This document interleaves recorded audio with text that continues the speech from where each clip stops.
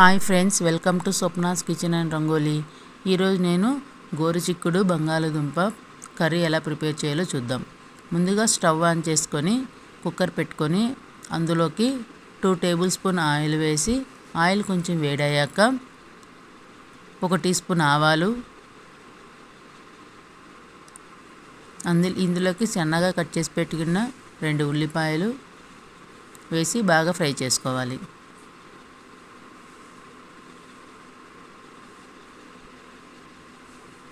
ఇందులోకి సన్నగా కట్ చేసి పెట్టుకున్న 2 టమోటాలు తీసుకొని బాగా ఫ్రై చేసుకోవాలి.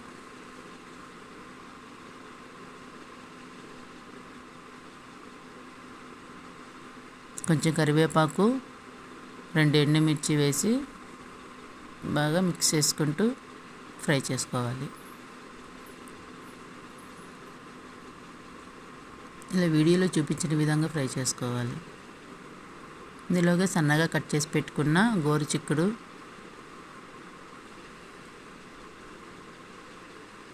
ఇవి 500 గ్రామ్స్ అలా ఉంటాయండి.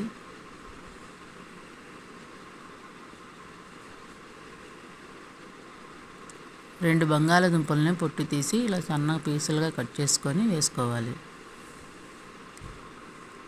ఇందులోకి 1 స్పూన్ అల్లం వెల్లుల్లి పేస్ట్ వేసి పచ్చివాసన పోయేంత వరకు వేపుకోవాలి.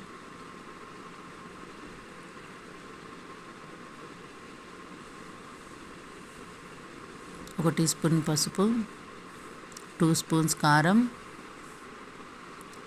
1 స్పూన్ ధనియాల పొడి వేసి బాగా మిక్స్ చేసుకోవాలి.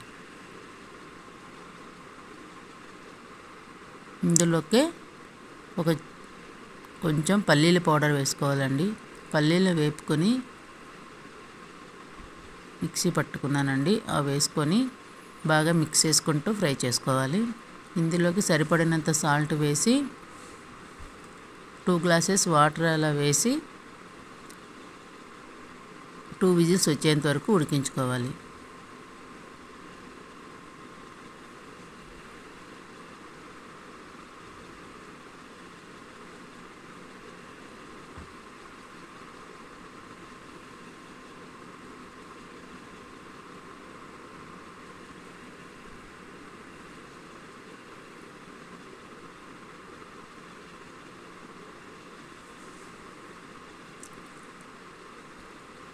చూసారా, కర్రీ రెడీ అయిందండి.